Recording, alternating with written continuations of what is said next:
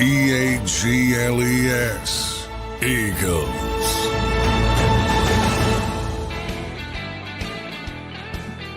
Welcome in, everybody, to a Tuesday edition of Birds 365 here following a big Week 8 win for the Philadelphia Eagles, 37-17, now settling in to the week after a big win. Johnny Mack, how you doing on this Tuesday morning? Coordinator Day, a week before the trade deadline.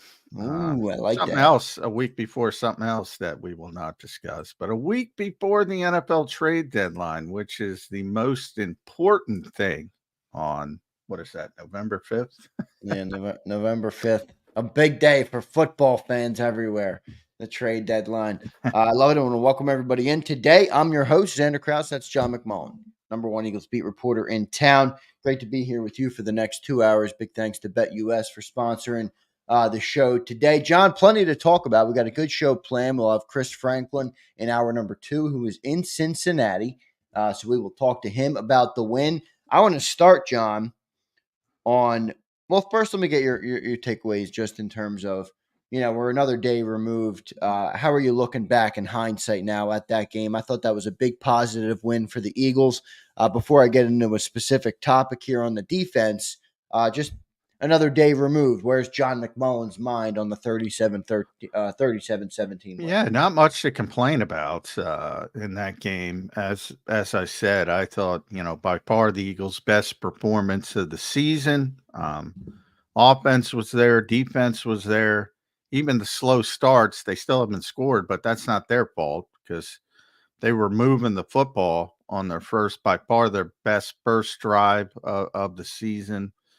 Yeah, a lot of positives. You try to think of negatives and you can't come up with much.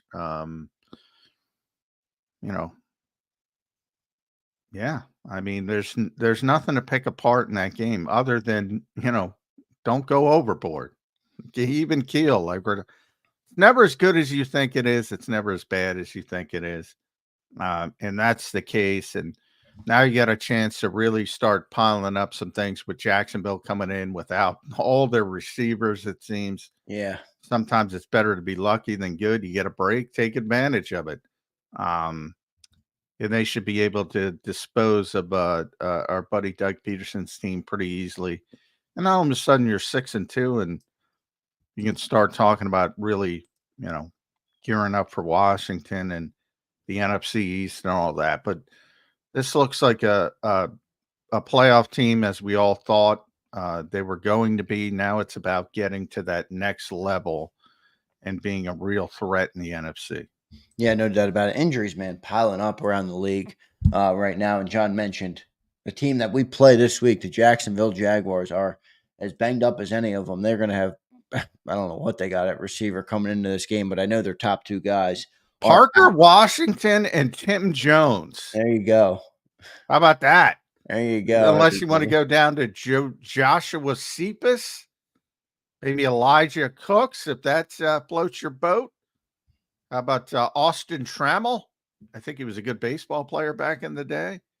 I'm joking. Maybe a good week to predict one of that first Quinyon Mitchell interception, the much anticipated.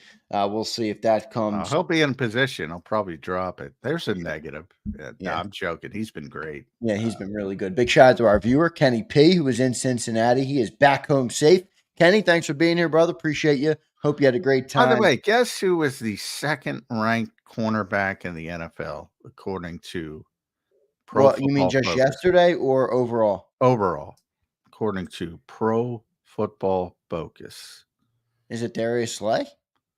It is Cooper DeJean. Wow, the reason I didn't say Cooper is because I thought he had too small of a sample size, but I guess he's up there, Cooper DeJean. Wow. Cooper. Yeah, Cooper DeJean. I have a feeling we won't get many complaints on that PFF ranking. I have a feeling. We will not get many complaints to Mr. PFF from Prince, who is in the chat. Prince, where's the Mr. PFF complaints on that one? Good stuff, John. Speaking of the defense, though, I do want to get into it. And before that, just Eagles updates for the day. I know we had a couple players banged up in that game. I know you probably don't have any updates on them, but anything from your expectation on how that might play out? And then I know Nick Sirianni spoke yesterday, and you said it's coordinator day today. So just the updates on what's Yeah, going we'll on. get you know this team. This team's ridiculous to the point of over ridiculousness with Nick Sirianni. He's taken this to a ludicrous level. Slay gave the most information on his own podcast, and he was getting an MRI on his groin. So that's the one to keep in mind this week. But again, if you're going to be without Darius Slay, this is the best week. I mean, you know, Parker Washington and Tim Jones, you should be able to roll out Isaiah Rodgers, Kaylee Ringo, Eli Ricks, if you want to get him involved. A couple guys from the stands, they should do fine. Jacksonville is they have nothing at receiver. Unless Brian Thomas can miraculously get back and play, which Doug is trying to play that game, try to put that in the Eagles' mindset. But yeah, Christian Kirk's out. Gabe Davis is out, although he's unclear as well. But nobody down there seems to think he's going to play. Bad situation at wide receiver. So if there was ever a week you don't need Darius Slay, this is probably the week. Yeah, no doubt about it. And you don't think they would move Cooper out there? I mean, not for this week, but what do you think they're thinking of him long term? You think they think long term slot, or do you think he could be an outside guy? Well, he is an outside. He played And that's what I'm saying. I mean, at what point outside. do they want to get him out there? Yeah, they're not going to yo-yo him at this stage because, barring, if it's a season-ending injury, and I don't think it is for Slay. He might miss a week or two. He might miss a few weeks even, and then you have a different conversation. But Rodgers played great. He made a play. Yeah. You're fine. And Ringo's got upside now, and DeJean's playing outrageous. So you don't want to upset that. Yeah, no doubt about it. I just think long term, I guess I'm thinking too long term. Yeah, long term. Yeah, I think it's a more valuable position, obviously, on the outside. Good to see from Cooper DeJean. By the way, did you see the clip of that? I know you saw it in real time, obviously, but the 4th and 1 play. Yeah. I mean, that was, they're trying to out leverage the guy. So number one, and that was I'm not a big Zach Taylor guy after watching that game, but that was a nice design from the standpoint of, I used to see Chris Carter do that all the time. Right. So many of his touchdowns were about out leveraging. You would send him in motion one way, he'd make the quick cut back, and then he'd cut back again. And he would out leverage the cornerback and get an easy touchdown in the flat. And they added sort of this layer where it's not a traditional rub route, but they were trying to rub him with the inside slot receiver to make him go around. And, how many times have I talked about his athleticism on the show? I mean, it's unbelievable, man. He raced to that. And even though he had to make a little bit of an adjustment around that glorified rub route, it was no problem. And that's a superstar. Jamar Chase trying to out leverage him. Yeah, it was great for people that haven't seen it. And a perfect indication of why he's number 2 in the NFL right now. And why John McMullen has been talking about how damn athletic that guy is. He's stuck with Jamar Chase, one of the best wide receivers in the league, on a 4th and 1 situation. That was a very impressive play. John, the defensive things are building up in my mind. Let me read you a couple stats here, and I'll get your takeaways. All right. Since the bye week, the Philadelphia Eagles defense has been dominant. First in points allowed, first in yards allowed per game, first in defensive success rate, second in sacks per game, second in EPA per play allowed, 5th in red zone scoring percentage. They have really turned a corner. This weekend, if you can believe it, John, the top 2 rated linebackers in the entire NFL were both Philadelphia Eagles linebackers, Nakobe Dean and Zach Baun, with ratings over per 90. PFF, so more complaints. Yeah, by the way. per PFF. And then you also have the Cooper DeJean, now the second-ranked cornerback in the NFL. I mean, is this defense really turning a page? Is it fair for Eagles fans to be optimistic about what they're seeing from this defense right now?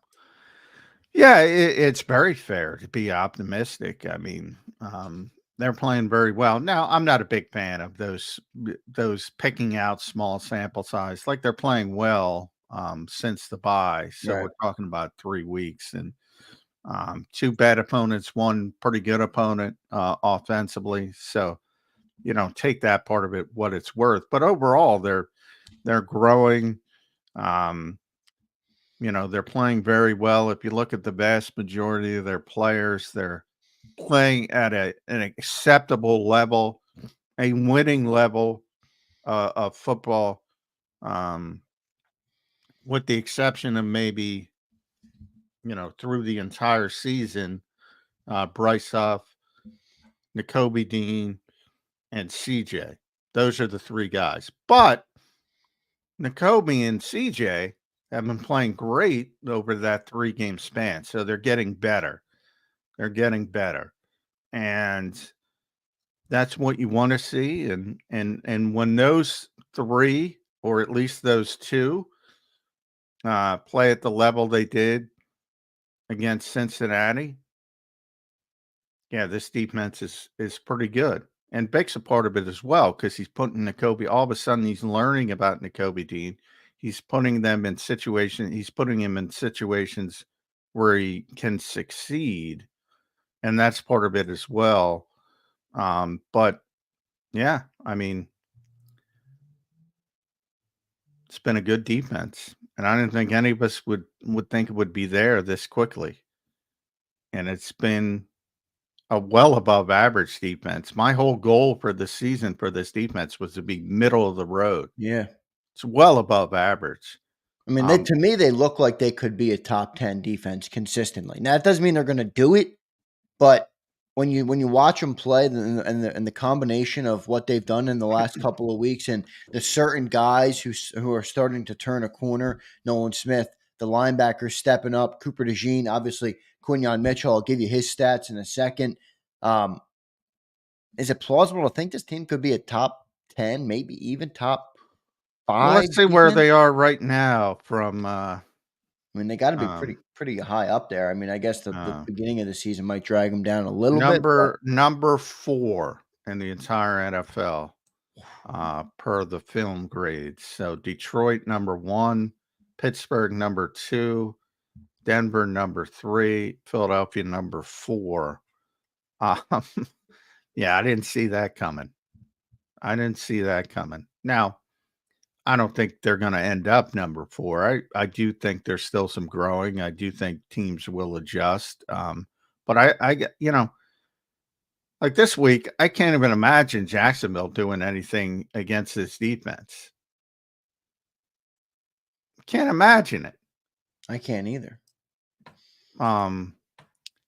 Yeah, I mean, got to give Bick a lot of credit because, early in the season, and even you see the little hiccups. They were not good on third downs. That's the one negative from the Cincinnati game. The first drive was abysmal. So it's not perfect, but it's a lot better than where I thought they'd be at this stage of the season. And they looked like they had 2 home runs at the top of the draft, to be honest. With Quinyon and Cooper.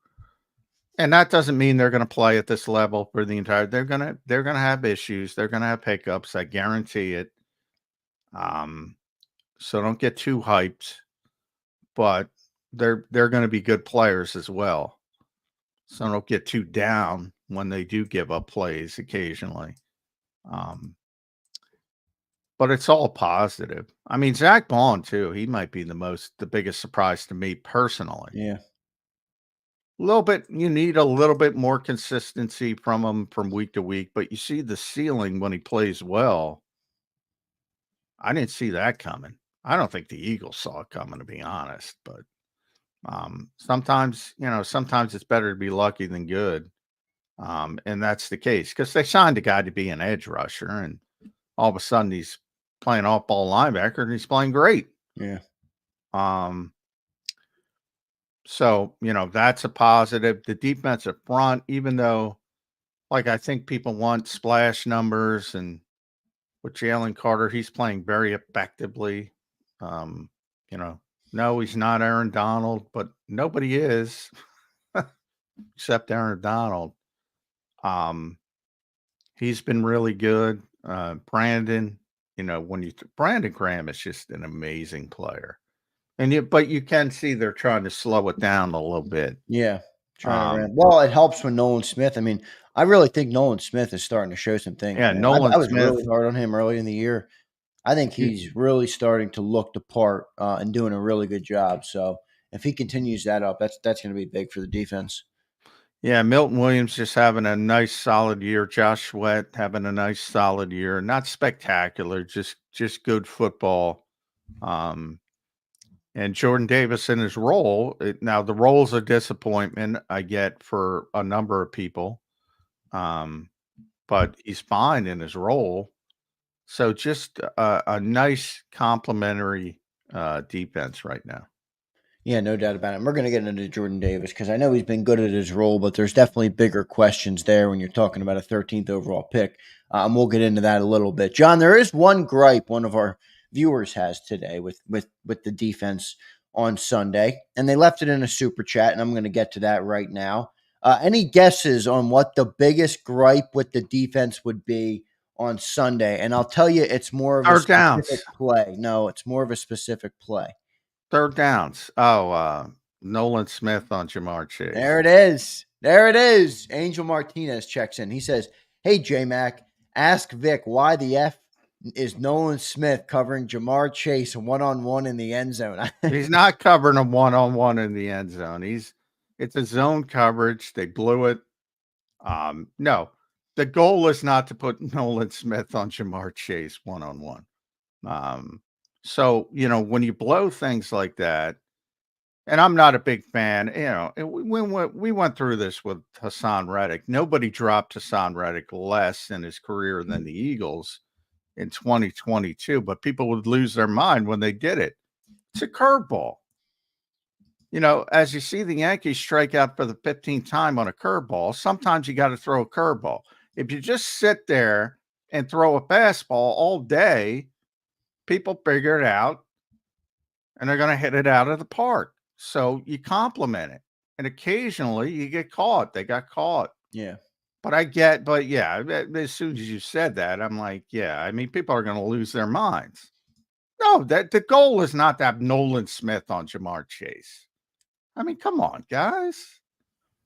It's a very complicated defense. They play some kind of zone coverage, whether it's quarters, cover 6, cover 2, whatever, 80% of the time.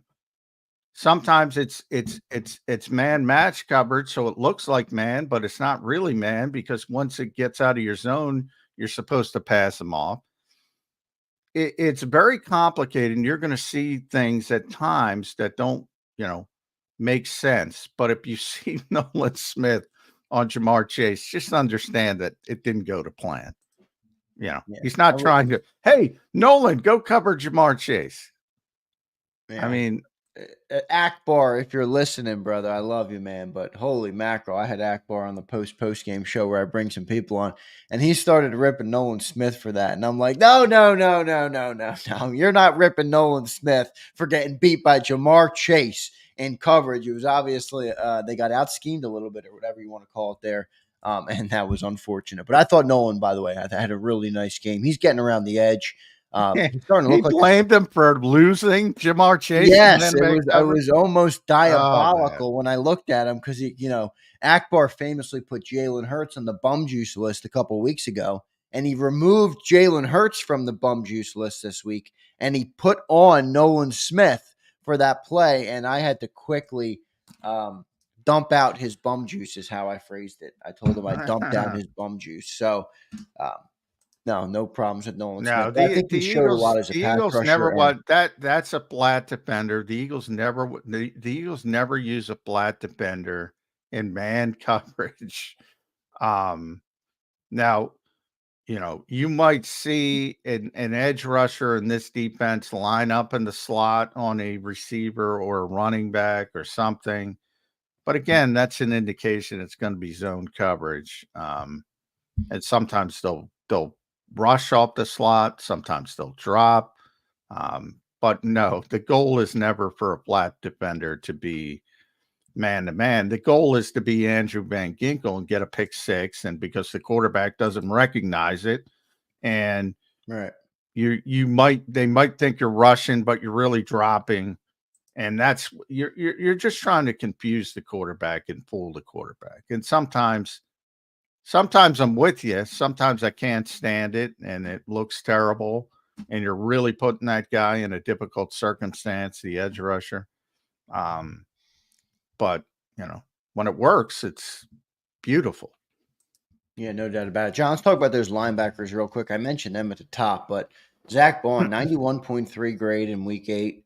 Nakobe Dean, 90.7. Come on, Mr. PFF. What are you doing? The top 2 linebackers in the NFL. I've never criticized PFF. I'm joking. I think they're good in moments. I never hear criticisms. That's what somebody criticized PFF for the good Eagles grades, please. And then I'll take. Well, I think where people are wrong on PFF, and John, and you say this all the time, they're generally in the right ballpark. A player plays really good, they're going to be at the top. If a player plays really bad and you can see it, they're typically at the bottom, and they're generally in the right ballpark. I think when people start to nitpick is when they get upset with them, but I don't have an issue with them. They don't like the bad grades, but the good grades are, they're doing a good job.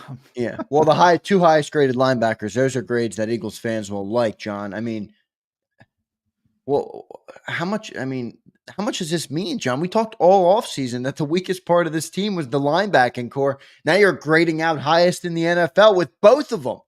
I mean, if these dudes can keep this up on a consistent basis, that's why I really think this defense has a chance to really exceed all of our expectations. Well, yeah, but also you got to look at the opponent. Now, they got very high grades in run support, and Cincinnati doesn't run the ball well, doesn't have a good pair of running backs, all due respect to Chase Brown. Not there yet. They haven't been effective running the ball all season against anybody for the most part. Zach Moss has got no juice whatsoever. Should not be a lead back in this league. So, part of it is the opponent, but they're also getting better. And Zach's had these games before. It's just he's got to put a little bit more consistency. Now, for instance, this week again, take advantage of your situation. Jacksonville not going to have a passing game probably with all the receivers out, or at least an effective passing game. So maybe the cornerbacks look good. And, with Nakobe especially, you look at the Washington game. I have that Washington game circled because he struggles in space. And guess what? He's going to be in space against Jaden Daniels at some point. If Jaden Daniels is still effective, healthy at that point, I mean, he's going to be put in space, and we might be having a different discussion that week. Would be my guess. So, understand the opponent as well is what I would say. Yeah, and I think it's got a good test. Prince checks in. Mr. PFF, I still hate their grades. Appreciate you, Prince. I think it's interesting to see these next couple of games, John, where this defense, you're going to learn a lot about them. I know you don't have many really top of the NFL opponents, but you got great quarterbacks. I mean, you just played Joe Burrow and you did a really nice job against him. You have Trevor Lawrence, who's not a stiff. He's not elite, but he's not a stiff. He's got talent. So if he puts it together, he can, on any given Sunday, he can be a good player. Then you have Dak Prescott, Jaden Daniels, Matthew Stafford, and Lamar Jackson. Like, those are all competent NFL quarterbacks that, are going to be a little bit of a taller task than the Daniel Joneses and the Deshaun Watsons of the world. So you're really going to learn a lot about this defense over the next five weeks. Yeah, you are. And certainly it's going to be different. And that's why you sort of, As I say, don't get too high, don't get too low. As far as Prince goes, I don't believe you, buddy. I think you love it. I think you love that Zach Baun was the top-rated linebacker in the NFL. I think you love that Nakobe Dean was the second highest rated linebacker in the NFL. I think you love that they gave a blue chip grade to Jalen Carter and Isaiah Rodgers in limited snaps. I think you love it, but you can't admit it now because you cast it. You showed your fraudness. Sorry.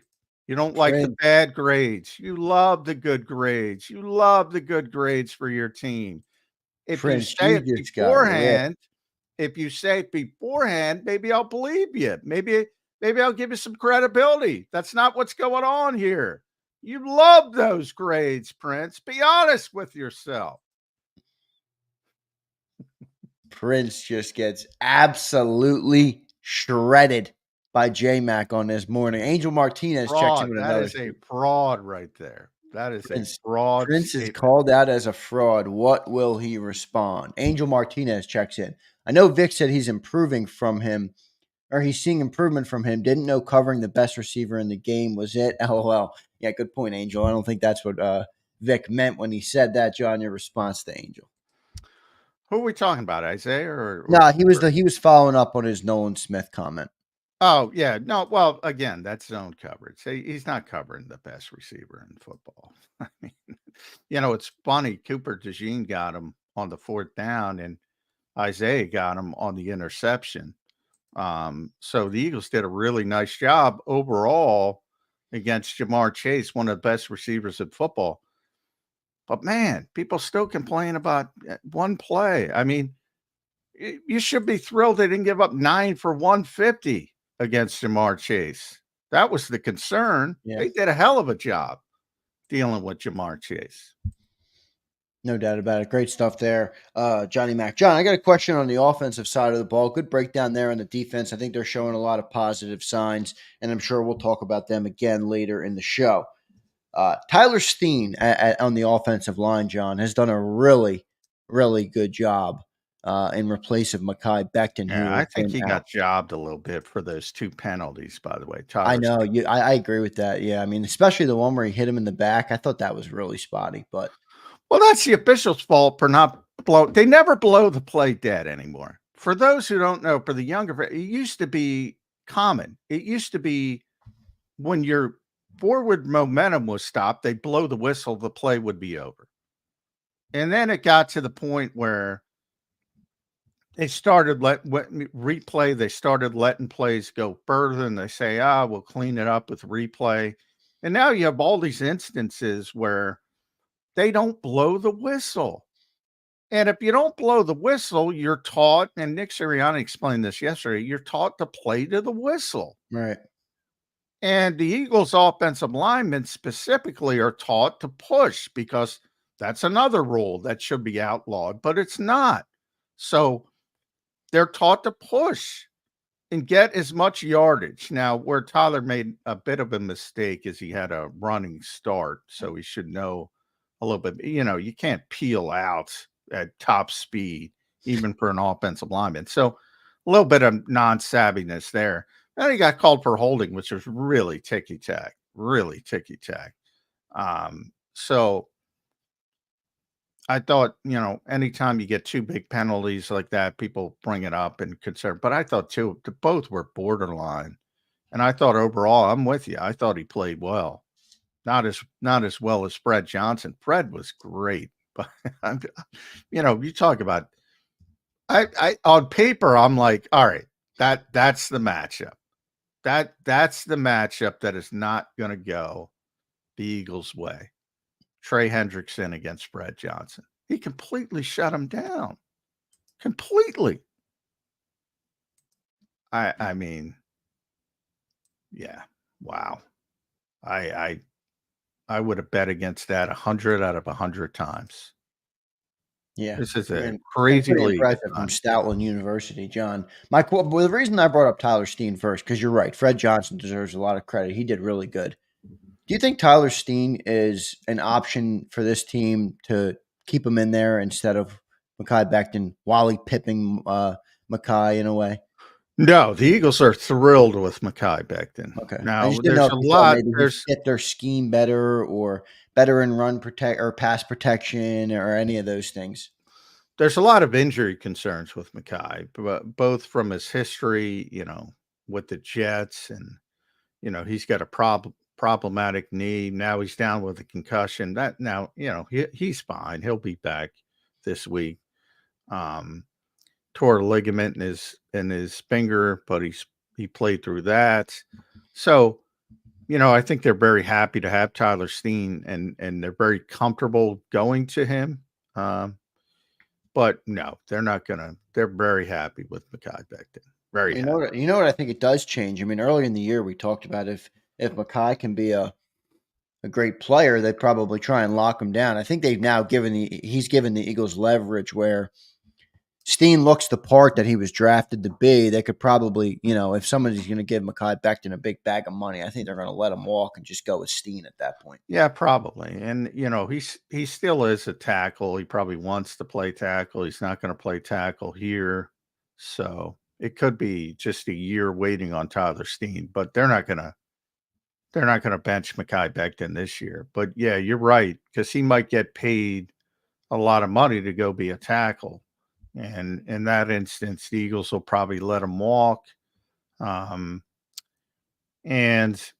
just insert Tyler Steen, and I think that's pretty good, and that's developing pretty well. Or Mekhi wanted to come here to work with Jeff Stoutland specifically, so maybe it gives the Eagles a little bit of a deal from that perspective. But tackles get paid a lot of money, I and know. if somebody thinks he can be a tackle, and they see enough from him this season, yeah, he might be out of their price range to what they want to do. Yeah, we'll see what ends up happening there. I speculated yesterday, John, and I was more jokingly speculating it, but Jalen had 4 completions over the middle in 6 weeks, and then yesterday or Sunday he had 7 or 6 of them, and I'm like, was Becton too damn big? Jalen can't see over Mekhi Becton, but I was more being facetious. I asked him that question, and he answered it. I asked him that question in training camp, that exact question, because I said, and it was on a Zoom, so I mean, it was a little, and I told Jalen a little bit off the beaten path, but you don't see guards the size of Mekhi Becton. Is that an issue, or do we, the media, make too much out of it? And he said, "Oh, it's an issue. It's a thing." He said. Well, yeah, I mean, Mekhi Becton's what, 6'7", 6'8". I mean, he's massive. He's close to 6'8", a little bit under 6'8". So he did admit it's a thing, but I mean, Tyler Steen is 6'6". Like, what's the difference? Yeah, right. I mean, Landon Dickerson's 6'6". Although I will say Mekhi Becton looks bigger. Just looks bigger. I've never seen somebody stand next to Mailata and look bigger than Mailata. I think he Yeah. looks bigger than Mailata. Oh, he is. He's bigger than Mailata. And Mailata is 6'8", 280. But 380, 280. 280, yeah. 380. Yeah. I mean, their offensive line is just massive. When they're all in there together, Cam looks like a little baby in the middle. The whole line is, Lane's 6'6". Yeah. Landon's 6'6". Tyler's 6'6", if he's in there. Mekhi's 6'8". Jordan's 6'8". Yeah, it's a thing. It's a thing, but I don't think that's the issue with throwing the football over the middle of the field. That's fair enough. Good stuff there, Johnny Mac. Got another super chat here I want to get to a member chat here as well. Miz checks in with a member chat. We got an AJ slant. I love it, Miz. Miz was calling for the AJ slant. By the way, the best slant receiver in football. I know, and they haven't used it enough, and I hope they start going back to that a little bit more because I think they picked up around 30 yards on that play that they went to AJ on the slant. So definitely got to use that more. Miz, appreciate the chat, brother. Appreciate you being a member here on JAKIB. Trucker Beans checks in. Trucker, thanks for being here, brother. $5 super chat. Thank you for that. He said, I noticed the Bengals had a lot of creative offensive play designs for Chase and their tight end. Is that more Kellen or more of what Jalen likes to do? John, your response. Not lack of motion. That when I see creative offensive play designs, I sense motion is involved, which is not necessarily the case. The creative part of it. Yeah, Kellen likes motion. So the fact that they don't use as much motion as he has typically used is because the quarterback is not as comfortable with all the motion. That's part of it. But also part of it, early when they're struggling, they were better with tempo. So when you run tempo, you're not going to run a lot of motion because you're trying to speed up the defense. I mean, you're not going to allow them to settle down with motion. So that's part of it as well. So there's a couple things, but yeah, he's building an offense around the quarterback, and that's one of the reasons Nick Sirianni scaled back eventually back in 2021 to help the quarterback feel more comfortable. So it's a little bit of both. They're trying to increase it, and I think it will increase. But yeah, I mean, it's mainly, and this comes directly from Jim Schwartz. So, if you don't want to believe me, it's mainly to test the discipline of the defense, their eyes, to confuse them, especially younger defensive backs. Cooper DeJean passed the test, John. Yeah, Cooper passed. when you have the right eye discipline, and by the way, Sean McVay himself, and remember, Zach Taylor comes from Sean McVay, so he's the originator of all this creative stuff. He calls his own offense the illusion of complexity. Illusion of complexity. Good stuff Simple. there. It's simple for them. It's supposed to look difficult to everybody else. Yeah. Good. Trucker, thanks for the super chat, man. Appreciate you checking in this morning. Appreciate your support of the channel. One more, and this is back to that Becton conversation. And I think this is where a lot of people go. I know our man Jarrell was saying the same thing in the chat as well when we were talking about that. Could Becton be Lane's replacement? John, what say you? Gonna have to wait a while. I know. That's where I think that's where that money comes in. It's like, how long do I want to wait, in my prime years, but when I can go make 15, 20 million or whatever it might be, Yeah. it's from someone else. I mean, Lane has gone back and forth, but now he's at the stage where he feels good and he wants to play. And boy, he's playing at a high level. So, I'm not going to tell Lane to. So it would take a while. And I will say, Mackay doesn't like the right side as much as the left side. So that factors into it as well.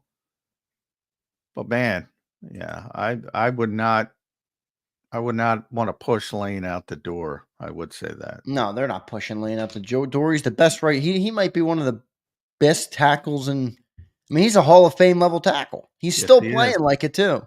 Yes, he is.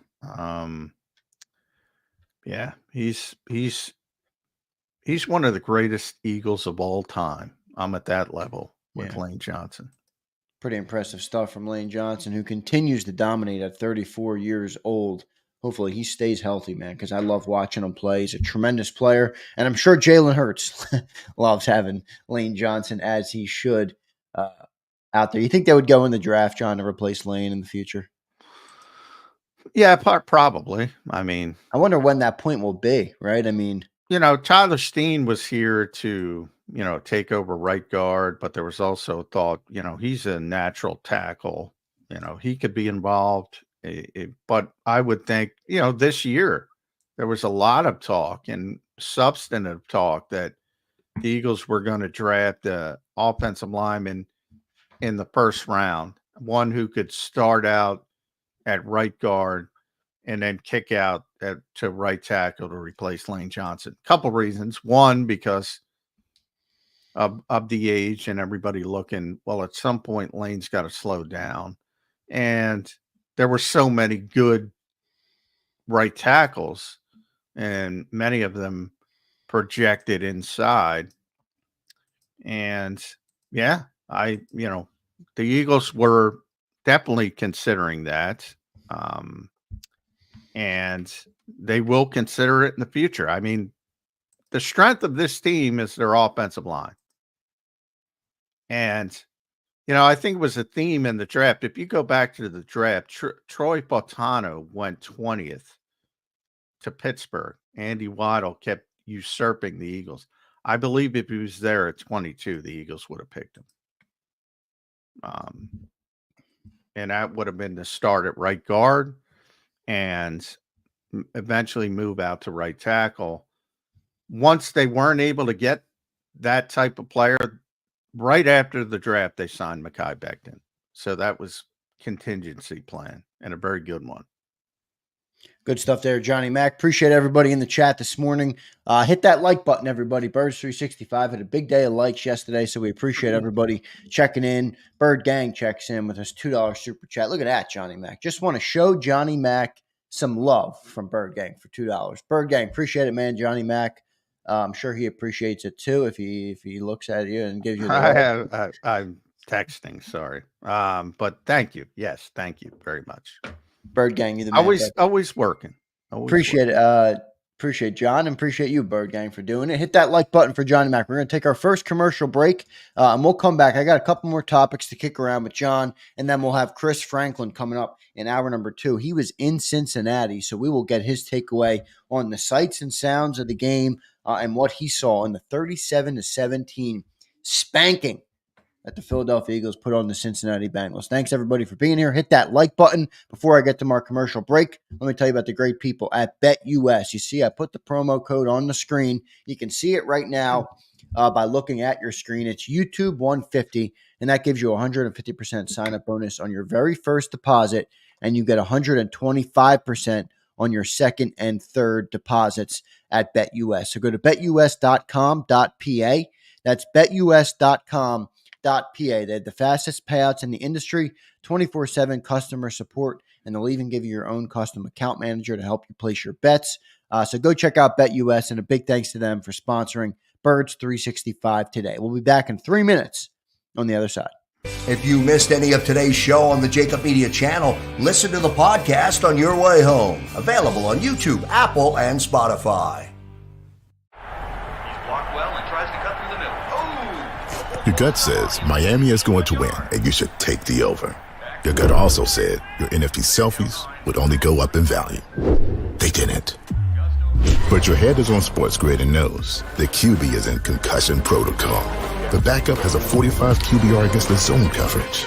The New York D has the most sacks in the league. So yeah, trust your head. It's smarter to be on Sports Grid.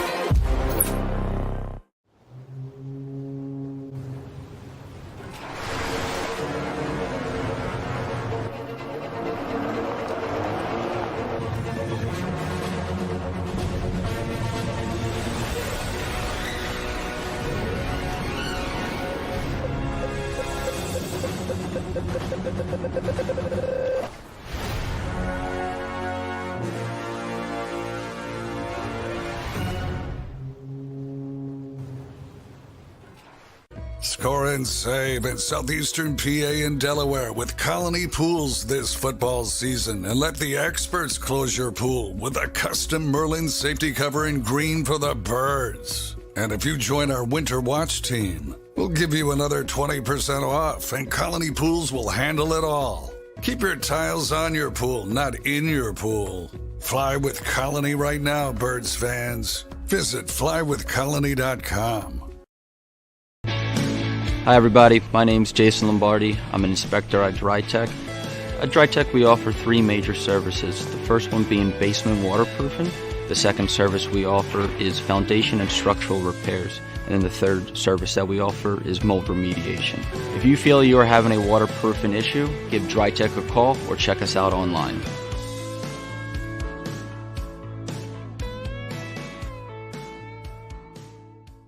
Heading down the shore, have a ball once more. Here, imaginations run wild and time stands still.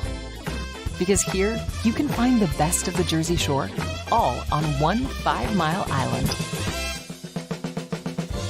So leave the old you behind and get lost in the woods. Wild, wild, Plan your stay in the Wildwoods today. EAGLES. Eagles.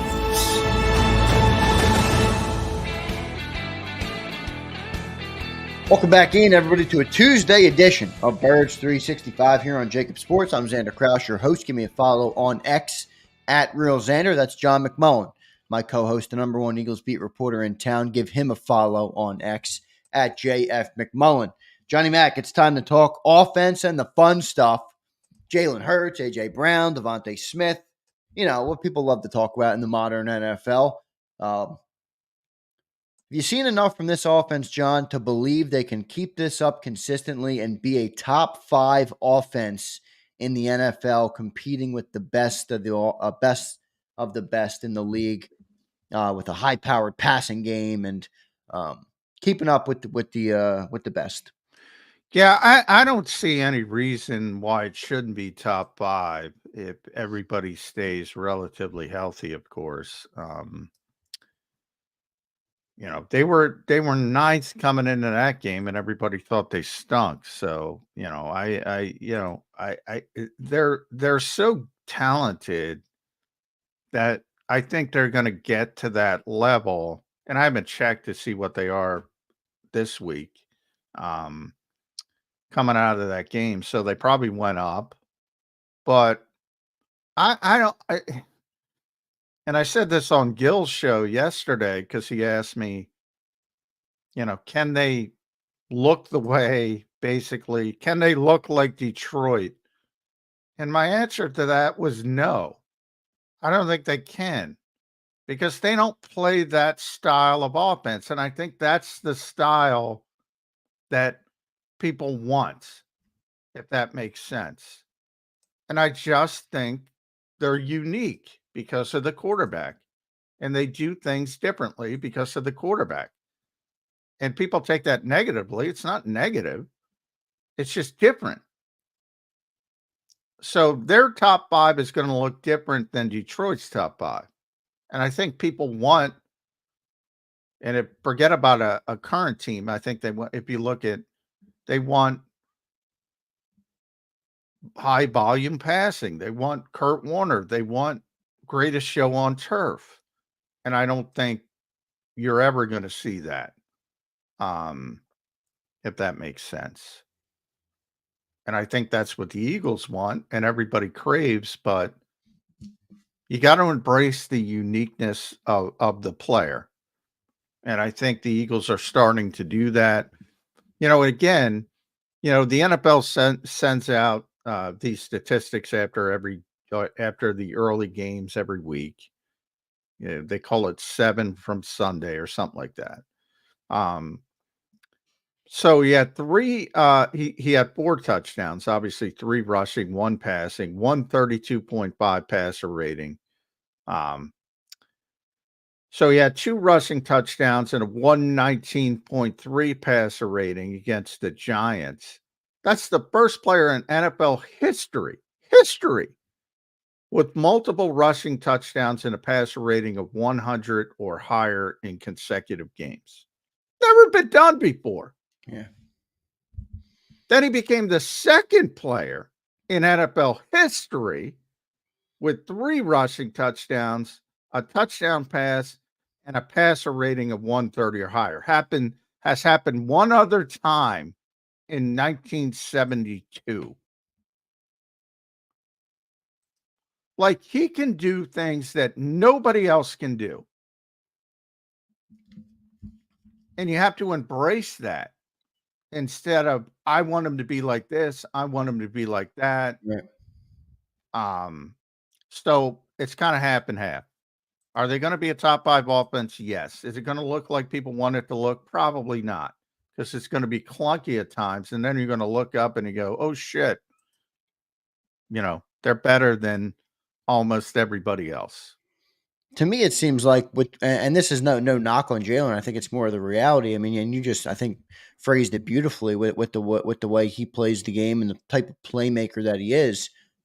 I think it's going to look different consistently. Like, some days you're going to win passing the ball, some days you're going to win running the ball, some days it's going to be an AJ day, some days it's going to be a Saquon day. Dick says that every week, and nobody listens. I think to it's him. just, like the Detroit, when you have a quarterback that has so many different skill sets. I think that's the inevitable reality, right? Like Jared Goff, we talk about Detroit a lot on the show. Jared Goff does certain things well and other things not so well. His skill set is very defined, which is why Detroit can approach the games the same way because they know what they're going to get from their quarterback, where what the expectation is. Jalen can do everything. So some days different things are working, and it seems like that's why, the lack of identity, I know you hate that word, if you will, seems to be there because some days they're going to run, some days they're going to pass. I still think balanced approach is the best thing, but I don't know if you're going to get that every single week. Well, that depends on the personality of the game. That's Yeah, why right. I don't like that term because I mean that it's not like I'm Nostradamus and I can predict things. Right. If they're winning by 2 scores in the fourth quarter, they run 14 out of 15 times. If they're winning by 10 points in the fourth quarter, they run 14 out of 18 times. I mean, if they're losing by 10 points, they will be throwing every down. I for the life of me, that's the one thing I can't understand why people can't wrap their heads around. That's the personality of the game. So, and when Nick Sirianni talks about identity and he hates that term and he talks about habits and physical, those are things you can build on because those are things that are going to be there each week. Sometimes you're going to have to throw it 40 times. Sometimes you're going to run it 40 times. Like you can't go in a game and say, I'm going to run it 27 times and I'm going to throw it 27 times. Well, I guess you can. Yeah, right. But It's not going to be the right formula. yeah, it just doesn't work that way. And, if you look at a particular week, sometimes you have a feel for it. Like I'm pretty sure they're thinking this week against Jacksonville, they're in a pretty good shape. Now, you don't want to take things for granted either, but you should be ahead in the fourth quarter and you should be able to close it out by running again, maybe 14 out of 15 times. And John, last week, for that crowd, it'll be great, but they don't understand what's going on.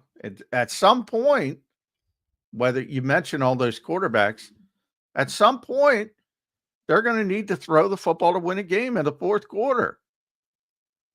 I think we all know that. And they're going to be capable of doing that, or they should be capable of doing that. last week, John, we talked about Jalen Hurts. We talked about some of the concerns. Obviously, the Greg Cosell bit went pretty big last week, and we spoke about that on the show. And does a game like that alleviate some of the concerns with Jalen Hurts? And I think the reason you can say maybe it does, at least for me, is you haven't seen it in a little bit, and I thought that was one of his best all-around games in quite a bit for me. And it did alleviate some concern because I think it was a semblance of him getting back to, the 22 form of him playing like an MVP player. And I've consistently said we're going to go as far as Jalen's going to take us. Now, he's got to do it consistently. I get it. You're not going to win a Super Bowl in October. I understand all those things, but I did think it was a very positive sign from the quarterback. Is that an overreaction by me, or did he alleviate some of your concerns as well? No, I mean, he played a good game. I don't take much out of it other than he played a good game. I still have processing concerns. He's still one of the quarterbacks, he's still over 3 seconds when it comes to throwing the football. And I talk about it all the time. He was at 2.78 during the Super Bowl season. I don't want him to be Tua, who, gets the ball out quicker than he should, to be honest. But I want him to be back to middle of the pack. You know who's 2.78 right now? The exact number, 2.78. Jordan Love. 2.77 Matthew Stafford. Right now, that's their numbers. Goff is 2.74. He's 3.07. up in Lamar Jackson territory and Justin Fields territory, who I always joke, you need a sundial to measure Justin Fields processing. It's not good. And then the worst are Brock Purdy and Sam Darnold, but that's explainable by the offensive structures they're in. They're always taking shots down the field. They're always long developing routes. They're traditional play action. So that part of their issues are baked into their offenses. It's not the case with Jalen as much, and that's why his number's a little bit more troubling. You got to be lower than Justin Fields, I'll tell you that. Lamar's special. He's at 307 for a reason as well, and Jalen's special, and he's part of that is because of his extend playability. Right. I was going to say that. And that part of it. But again, we have this large sample size now. And he was over 3 in 2021. He was over 3 in 2023. He's over 3 now. And the 1 year is at 2.78. This is the one stat I latched onto. If he can get back to 2.78, I think that's optimal. What was he on Sunday? Did it come out? These are overall numbers. I'd have to go through the next gen stat stuff, but I'll try to do that in the break. But he didn't move. I think he was 3.07 coming in, and he's 3.07 coming out. So might have been a tick either way, but it didn't go up. It didn't go down. Good stuff there from Johnny Mack. Offense progressing nicely. Devontae Smith had a big day, John. Great deep ball throw. I know you said that they were going to try and work him in early. His first pass catch, John, went for, I think, -2 yards again.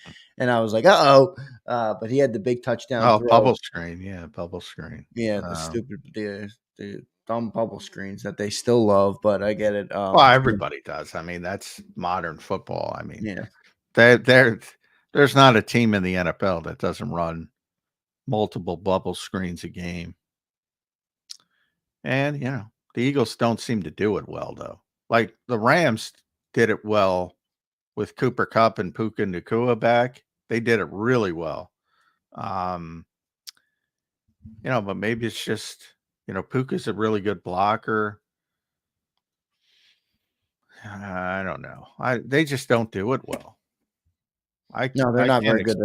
They really never have been. I mean, I don't remember a time when they were good at the bubble screen, but I thought Devontae had a nice day, and it's good to see the receivers getting involved. We always knew they were. I think the Devontae thing was overblown. Everyone's like, "Oh, I'm happy to see Devontae get involved." Well, he had the concussion, and then they had the game where he had -2, and then he got involved this week. It wasn't really like a long stretch of games where Devontae wasn't involved. No, he's had these games in the past, and that's where. They have a lot of playmakers, and sometimes the ball is not going to come your way. But, I think Devontae's proven himself that I wouldn't be too worried about him. He's going to make plays when it's there, and they look a lot better on offense when Devontae and AJ are involved, to say the least. Yeah, no doubt about it. So we'll see how they continue to progress. John, that's 2 straight games, though. Looking at the trends, it's 2 straight games that the Eagles were on the road and they beat their opponent by 20 or more points. They beat the Giants last week by 25, and they beat the Bengals by 20 this week. Pretty impressive to go on the road 2 straight weeks in the NFL and clap 2 opponents, especially after the trend that was being talked about where Philly just couldn't beat a team big. I mean, I thought that was overblown. It's the NFL, but you remember that trend that was going around a couple weeks ago. Eagles had a team by more than 7 or whatever it was, in however many weeks. And now they're dominating. Yeah, now they're dominating. Yeah, but I because too many people, and then the Giants, they played okay against Pittsburgh last night. A lot better than they played against the Eagles. Yeah. I think Russell Wilson looks pretty good, doesn't he? Yeah. Um, you know, he went down with the calf injury, and people are keep Justin Fields. No, don't keep Justin Fields. Come on. Yeah, they look a lot better. They're Did Russ six get and hurt? You two. know what? I was watching the World Series last night. I checked out of the game. Did he get hurt in that game? Who, Russell? Yeah. I don't know. I was watching mainly World Series as well. I don't know Yeah. why, but I was watching mainly. I don't think he got hurt. Yeah, you and me both. I don't think he got hurt significantly. I haven't seen anything. Oh, I thought you just mentioned that. I guess never mind. I misinterpreted that. No, Justin Fields is hurt, but he was the third emergent. But a lot of people when Russell got hurt with the calf injury, I was alluding to my calf injury. He was out for a long time, and week 1, I remember Pittsburgh was like, he might play with the calf injury, and then he's out 6 weeks or whatever. It's like ridiculous. People, it's not just the Eagles. People are ridiculous with this injury information in the NFL. And I'm surprised the NFL lets them get away with it because gambling is such a big aspect to it. But that's a different tangent we can go down someday. But yeah, Russell Wilson, I'm trying to say, is much better even at this stage than Justin Fields. And Pittsburgh, by the way, is 6 and 2, and they're going to be over 500 again. I think 18 consecutive years, 500 or above for Mike Tomlin. Talk about that is a Hall of Fame coach, Mike Tomlin. No doubt. They do it right in Pittsburgh. John, looking around the NFL, man, there's a lot of shitty teams in the NFL. Now, this might change because we're still only in week 8, but I mean, if you look at the teams that have like a 2-win or 1-win season right now, I mean, there's a lot of them. There's a lot of 2-6 teams. Yeah, the NFC is much deeper than the AFC. I know the AFC. I mean, here, let me just give you a rundown. Dolphins are 2-5, Patriots 2-6, Jets 2-6. That's 3 teams in the AFC East with only 2 wins. AFC West, you have the 2-6 Raiders. AFC North, you have the 2-6 Browns and the 3-5 Bengals. AFC South, you have the 2-6 Jaguars and the 1-6 Titans. That's just in the AFC. In the NFC, you have the New York Giants are 2-6 and the Cowboys are 3-4. That's the NFC East. The Rams are 3-4, but the NFC West isn't too bad. It's kind of a bunch of middling teams right now. NFC North is a pretty good division, and then the NFC South. Yeah, NFC North is. They might be the best division in football right now. NFC South, 1-7 Panthers, 2-6 Saints. I mean, it's a battle, John. It's a battle of the tank right now. If you want that first overall pick, you got some major competition in terms of teams that suck. Yeah, and this is the time of year where teams start to realize how bad they are. I always used to tell Jody, you don't want to play a bad team early because they still have some hope. They still have some confidence. And everybody's got good players in the NFL. But then as it becomes yeah, right. Yeah, human nature comes into it. You talk about some of these teams that, the Jags coming in here. I mean, they're cooked, and then they're saying, "Woe is me. We're down 3 receivers probably. Eagles are probably going to boat race that team." Yeah, I'm my early projection would be a boat race in that game. Yeah. Titans Patriots. I mean, come on. Should they even play that game? I would argue it should be removed from the schedule, struck from the schedule. The Giants are in that category. The Commanders are going to roll over them because they're dead in the water. The Saints and the Panthers. I mean, the Saints losing their quarterback. Maybe they get some juice when Derek Carr comes back, but they're terrible. The Jets, we know what's going on with the Jets. Poor Joe Douglas is going to lose his job. Yeah, this is the time of year where you'll see some more of those non-one score games because some of these teams just tap out and say, all right. And the first sign of adversity, they say, all right, here comes the snowball. We're just going to roll over. Yeah, right. Yeah, no doubt. I mean, you're right. I mean, you get to 2-8, 2-9, 2-10, somewhere in that range. Your team is just you're not even. Some of these dudes probably won't even be trying anymore, trying to not get hurt at that point. But Business it is decision. interesting, man, how many bad teams there are in the NFL right now. Yeah, I mean, Are any of them better than they project? I mean, well, New Orleans is better than they look because they lost their quarterback. the Jets are probably better than 2-6, but they haven't shown it. Yeah, they haven't shown it. They have more Dolphins talent. are kind of better than 2-5 now that they Yeah. got Tua back. They lost a nail biter on Sunday. Yeah, they're better. Raiders suck. Browns suck. Browns got a win with Jameis. How about that? Over the Ravens? Browns don't suck. I'd put them in the don't suck category. I talked about that during the Eagles week. They got a lot of good players. They just had a ton of injuries, and a bad quarterback. Not that Jameis is good, but you get same thing happened to Carolina. They look terrible. They look like the worst team in history, and they still do, but they're a lot better with Andy Dalton healthy than with Bryce Young. Same thing with Jameis Winston. Not that you're going to win consistently, but they're better right away. And those teams have some talent to not so much the Panthers. I was thinking of the Saints, but when the Saints get Derek Carr back, they're capable. Not that they're great, but they're capable of winning a game. Right. Same thing with Browns. Browns got a lot of good. Browns could be the team that you get a new coach, a new quarterback, and they could be a playoff team overnight. How the hell did they get out of the Watson contract? Well, that's the problem. But you got to pay him. You set him there as a backup quarterback. You take your medicine. They already have the players in place to be a playoff team. Not saying a Super Bowl contender. They were a playoff team last year with Joe freaking Flacco. Nick Chubb gets healthy. Nick Chubb, Myles Garrett, that offensive line, Wyatt Teller's back. JOK at linebacker. That right there, that core, that's a playoff core. Yeah, no, they got a lot of good players, definitely. But I think they're just stuck in purgatory with the quarterback. Oh yeah, definitely. But again, if you get Joe Flacco level play, they make the playoffs.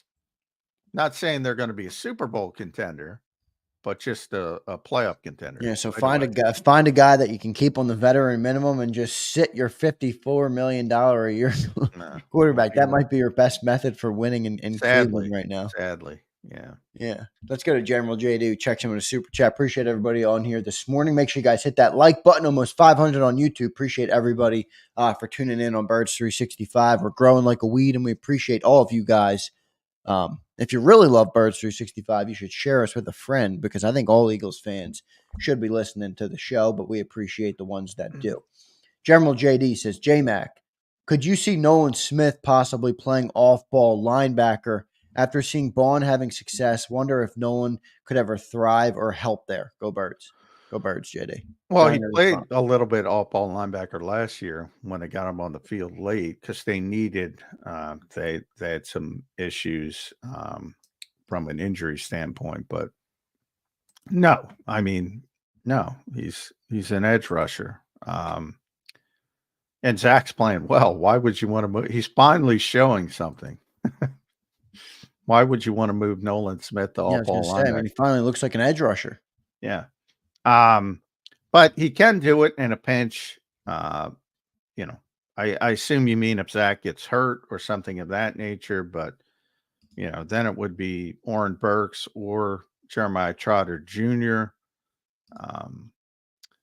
Or our natural linebackers. So no, it's not happening this year. Unless they go really deep on the injury wire. And Nolan right now is the third edge rusher in the rotation. So he's got a role.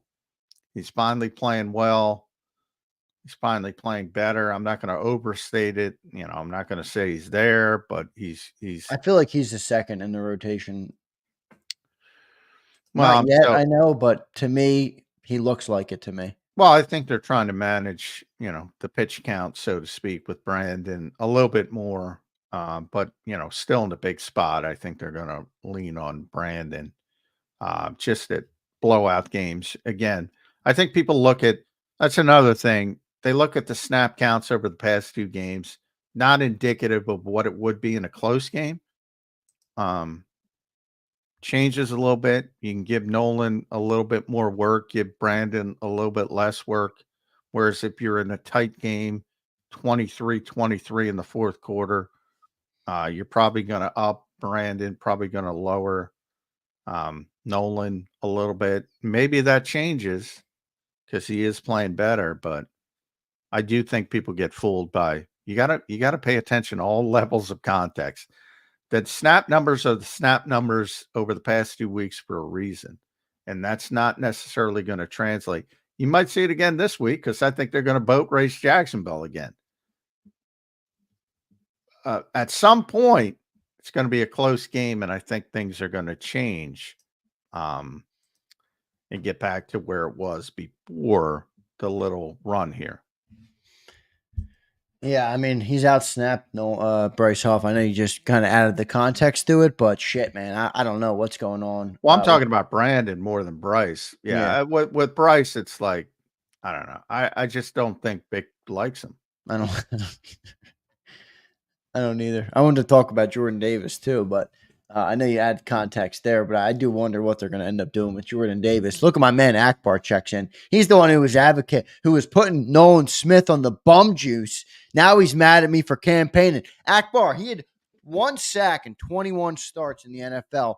He's got 3 in the last 3 weeks. He's getting around the edge. He's doing a great job. He's setting the edge well. He's playing good against the run. He's hustling back 28 yards to make a tackle upfield. I mean, I like Nolan Smith right now. I'm giving him credit where it's due. John, I want to talk about Jordan Davis real quick before we get to Chris Franklin, who's coming up. Jordan Davis was outsnapped again by Milton Williams and more with Jerome. He did grade out really well.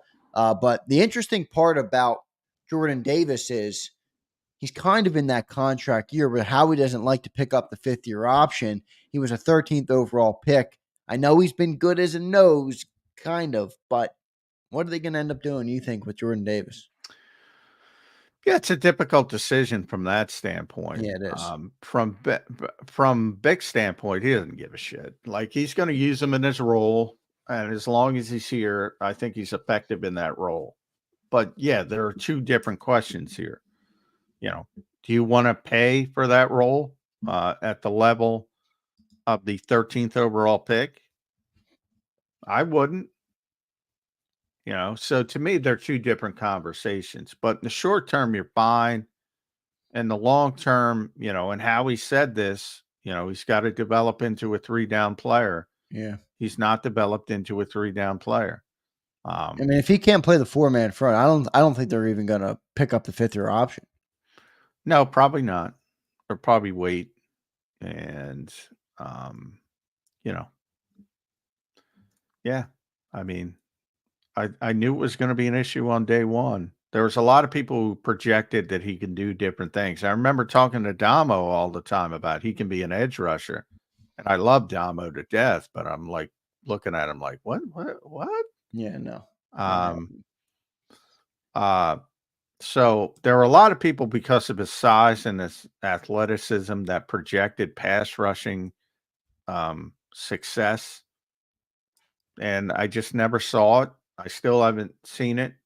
Now, you'd like him to get a little bit better with the traditional nose tackle mentality of pushing the pocket more consistently. So there's room to improve.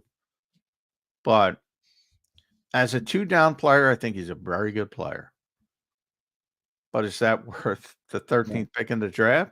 No. Is it worth the 5th-year option for the 13th pick in the draft? Probably not. But he's very good at his job. So I thought it would be a problem, and here we are. It's a problem. But not for Vic. Vic didn't draft him, and Vic says, I got a good 2-down run defender. I'm going to play him as a 2-down run defender. And he gets the occasional snap in, 4-man fronts. And You got quite a bit of them in 4 because they played a lot of 4-man. So, and they play much more 4-man than 5-man. So he's going to get snaps there, but it's not going to be effective from a pass rushing standpoint. You think he could be a potential trade candidate? No. Stop. Well, I'm just wondering. I mean, Howie No. doesn't Who's like going to to play the run? Huh? Who's going to play the run? I'm just saying, Howie doesn't like to pick up the 5th-year option. If you wait too long, he's going to. I thought you meant by Tuesday of next week. No, I more meant like probably after the year, just because he's not going to pick up the 5th-year option, I don't think. And if he did, you don't have any cap flexibility, so I don't think that's why Howie doesn't like to do that. I don't know. I'm just wondering what they could try and do with this. No, they're going to run it. I don't think Howie's going to just eat his loss and let him walk in free agency. No, they're going to run it out and, play him for 4 years and then, discuss the next contract and see how it shakes out at that particular time. But this defense would look a hell of a lot different if Jordan Davis wasn't here. And this defense wouldn't be as effective if Jordan Davis wasn't here. I will say that. So there's 2 sides to this story. And they've been looking for a backup to Jordan Davis for years, and they can't find one. And they brought in the kid from Baylor. The hell do we need a backup for? He's playing 20 snaps a game. Because if he gets hurt, like he did as a rookie, and then he had to go outside the organization to get Linval Joseph. Yeah, so they brought in Siaki Ika, who I thought the Eagles might draft, and he ended up going. I thought he would be a day 3 pick. He ended up going in the 3rd round, I think, and he just got released, and they picked him up on the practice squad. He's a big 335-pound guy. They've been looking for a backup nose tackle forever. Noah Ellis, on and on and on, and they just can't find those guys. They're hard to find. They're really hard to find. But are they too obsessed with the 5-man front? Like they've been effective in the 4-man front with the other guys stepping up. I mean, that ask big. I mean, that's part of the defense. That's a big part of the defense. And when it doesn't, like you go back to 2021, people didn't even know they were playing this scheme because they didn't have a nose tackle. Like it becomes much more difficult and much easier to run the football if you don't have that guy in the middle of this defense. And can you look at double team percentages? Do you have that data? No. I can get it. Find that because Road Ranger says, "Do y'all watch?" Well, yes, Road, we watch. Thanks, bro. Davis gets double teamed damn near every snap. No, he doesn't. Jalen Carter has a higher rate of double teams, I'm pretty sure.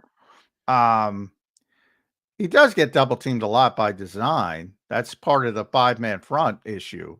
That the whole thing about Vic's defense is to keep the extra man in coverage. So we always talk about the +1 on offense, Jalen Hurts in the running game.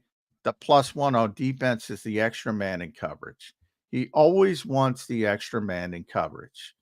To do that and to still fill gaps in run support, he uses that 5-man front.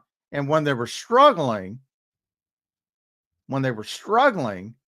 remember in New Orleans coming into that game, he went to the 6-man front he unleashed in Chicago back in the day that stopped the Sean McVay Rams. And that really worked well. In New Orleans, who was running the football crazy at that particular time coming into that game. The whole idea is to play gap and a half, as they call it, although he hates that term. Vic hates that term, but that's what they're doing. So you're responsible for not the old school 3-4-2 gap, but you're responsible for a little bit on the opposite gap as well. And that enables you to keep that extra defender in coverage and cover yourself against the passing game as well. So that's the whole philosophy behind the scheme. And the nose tackle is a big part of that philosophy, a huge part of that philosophy. And Jordan Davis is a very important part of this defense. And I've said that from day one, but he's not what the people expect him to be. And that's an issue. Unfortunately, it's real when you're the 13th overall pick. In the moment, as I said, Vic Fangio doesn't give a flying you-know-what. And he's going to use them to win games. And right now, it's working out beautifully. But when you're talking about contracts and the other end of it, that becomes more complicated. No doubt. Let's get to our commercial break. Was hoping to have Chris Franklin here this morning. Maybe he forgot. He came back from Cincinnati. We'll talk. 9:23. That's my fault, by the way. No worries. I emailed. Oh, wait. No, Chris texted me. His computer's acting wonky. He's rebooting. So he'll be in a second. Let's get to our commercial break. Appreciate everybody in the chat right now. Make sure you guys hit that like button for Birds 365 Nation. We've been growing, and we appreciate everybody for all of the support in the chat. Each and every one of you. Joe Whip, Daz, Shonuff, Keith Johnson. Keith, good to see you, man. Thanks for becoming a member this past weekend. Mike Fittery, Dominique Dabney. What's up, Dominique? I know sometimes you get upset with us, but I appreciate you being here. Jason Sparks is in here. Akbar Divine, my man Akbar, appreciate it. Spa City. Spa, your jersey. I just got the email. It's out for delivery. So your jersey, your Saquon jersey should arrive today, my friend. Good to see you in here on the chat. Appreciate each and every one of you. Anyone I missed, I didn't mean to miss you, but we do appreciate you being here. Jason A-Team, what's up, brother? Good to see everybody. Let's get to our commercial break, and we'll talk to Chris Franklin coming up next. Before I do that, let me tell you about the great people at BetUS. Go check out BetUS, everybody. They're a proud sponsor of JAKIB Sports and the 2-hour show here on Birds 365. You can see I put the promo code on the screen. It's YouTube 150. That gives you 150% sign-up bonus on your very first deposit, and you get 125% on your second and third deposit. So go check out betus.com.pa. That's betus.com.pa. They have the fastest payouts in the industry, 24/7 customer support, and they'll even give you your own custom account manager. So big thanks to them for sponsoring the show. Go check them out. We'll be back in 3 minutes on Birds 365. If you missed any of today's show on the JAKIB Media channel, listen to the podcast on your way home. Available on YouTube, Apple, and Spotify.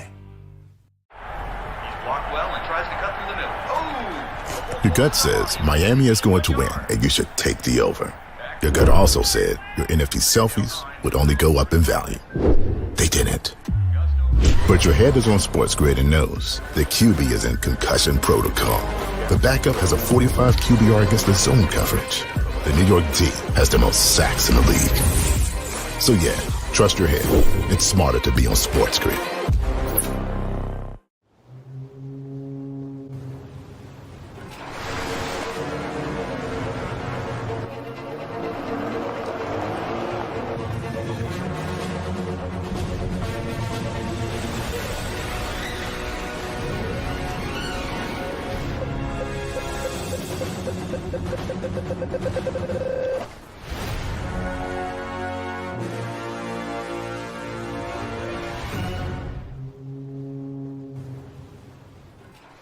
Score and save at Southeastern PA and Delaware with Colony Pools this football season, and let the experts close your pool with a custom Merlin safety cover in green for the birds. And if you join our Winter Watch team, we'll give you another 20% off, and Colony Pools will handle it all. Keep your tiles on your pool, not in your pool.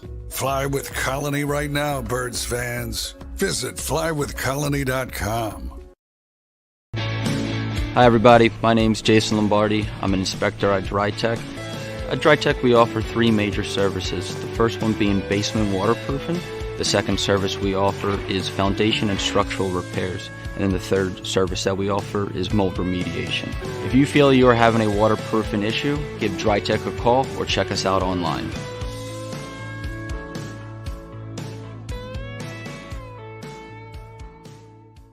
Heading down the shore. Have a ball once more. Here, imaginations run wild and time stands still. Because here, you can find the best of the Jersey Shore, all on one 5-mile island.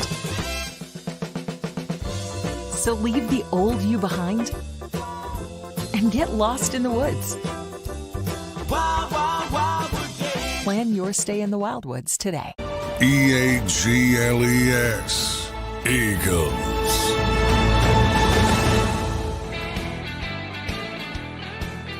Welcome back in, everybody, to a Tuesday edition of Birds 365 here, joined now by the legendary Chris Franklin of NJ.com, just returning home from Cincinnati yesterday. Chris, welcome to the show, man. How you doing? I'm doing all right. It's a lot different now that they actually won. It's 3 in a row now, and 3 in a different row. vibe. We're back, It's Chris. a different vibe. Frustrating. Any Skyline chili for Chris Franklin? Yeah, and I gotta say it's not bad. Overall, Cincinnati is a low-key nice city. Yeah, I agree. It's a bigger Wilmington, Delaware, with a bigger riverfront. If that makes sense. Yeah, I like Cincinnati. Not in the winter, but yeah, it's a nice little city. You can't say that much these days, but Yeah, that's true. it is. It is. Cincinnati is one of those cities I enjoy visiting, which you don't get to do if you're the Philadelphia Eagles very often. First win ever in the Queen City. By the way, they call Cincinnati the Queen City and Charlotte the Queen City. You can't have two Queen Cities. I don't like that, Chris. First you don't. tangent of the day. Yeah, you don't. You know what? I know it happened only 4. And it's more a college football type thing. It will only happen every 4 years. Make it a bowl, like a semi-bowl game where you have like the Land Grant or the Paul Bunyan's Axe. Make something with the two, like a Queen's Yeah, I Crown like or whatever. that. I like that. Paul Bunyan's axe. Yeah, I like that. Maybe a bowl of Skyline chili. Make that into a trophy. And get Tums to sponsor it. And yeah. And the Eagles have won that bowl of Skyline chili. How impressed were you about the performance? Because this to me was certainly the best overall performance of the season, factoring everything in. You can go back to Green Bay, but the shitty field, I don't know what you can take from that game. I know you could take a lot from this Cincinnati game, and most of it was positive for the Eagles. I think it was huge for many reasons. I think the first one was, I think it calmed those fears about the Eagles defense going against a better quarterback, an upper echelon one, because you had Deshaun Watson. I know everybody says, oh, well, he's got the talent. He hasn't played like it in the last couple of years. And then you had Daniel Jones last week. So to see him get a top tier quarterback and be able to slow him down, you can't stop him completely. You can't stop him because he's just that good, but to contain him. And then going into the game, well, before the bye week, when we look at the Eagles going against a true number one receiver like Jamar Chase, they had struggles with it. And when you look at the way he got his catches, but it wasn't anything that completely harmed him over time. So I look at that, and then also I look at the fact that they actually had like that true blowout win. Been waiting for them to see that for a while. They say the Giants game, look, they played a lot better, but you just want to see a game where they truly dominated the team. And it's almost like that was the bellwether for me. Like once they got that back, didn't matter who, but once they got that, you really saw they talked about mojo. You really saw a return. I think that was a big indicator for here going on forward.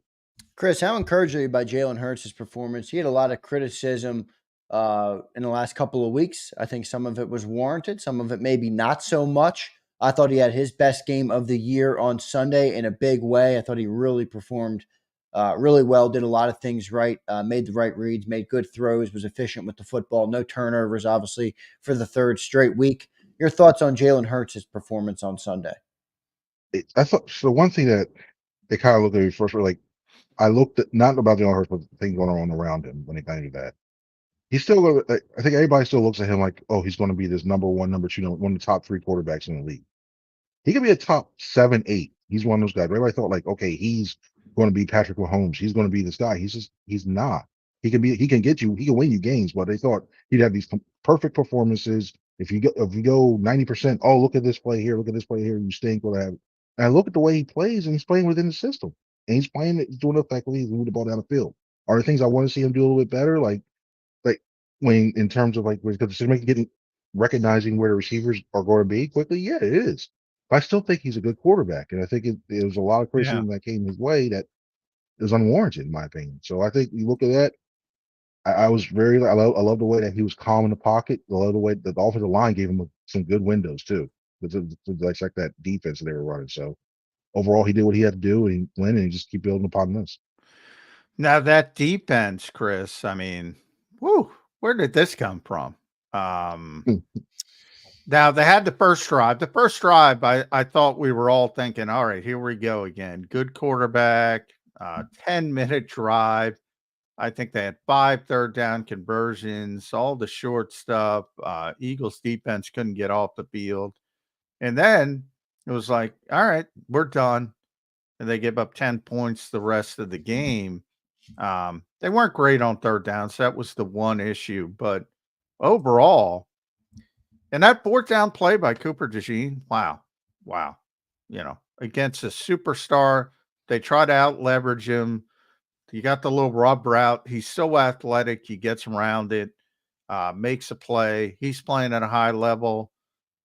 Turnovers. That's the first time they're showed some signs and able to get some turnovers. It's like everybody played well.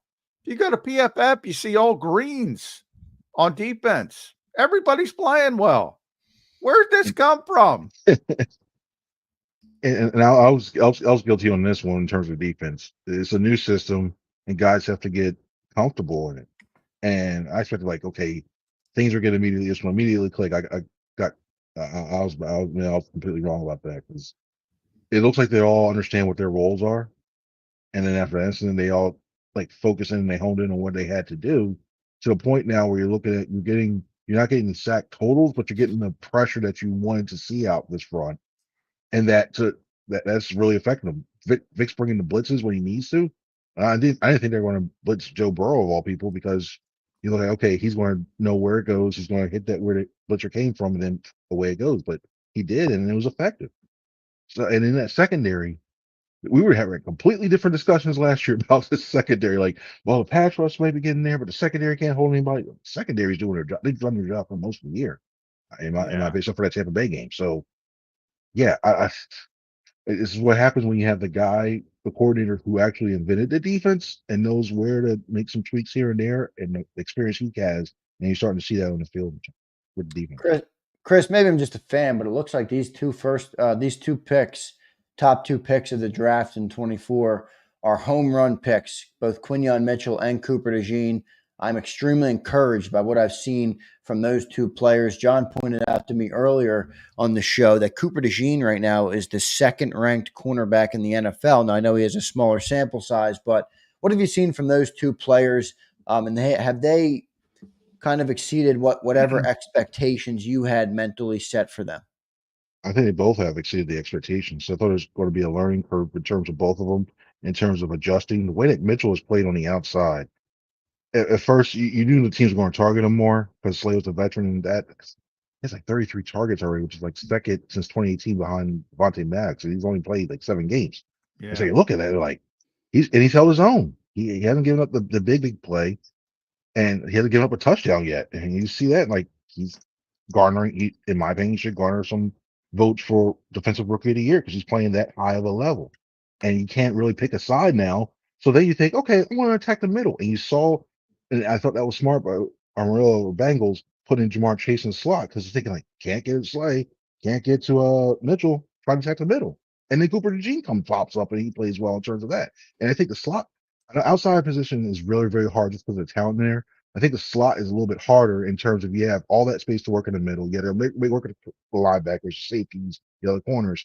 And he's doing well in space. And now that you look at this team, you got 2 cornerbacks now that you really could have for a long while. It's almost, and you have this, you can count on them to be good in coverage. One thing now you got to worry about is the other outside cornerback, and Isaiah Rodgers rolling up. You don't know how the severity of the Slay thing. He told me after the game it was okay, but then you get the MRI.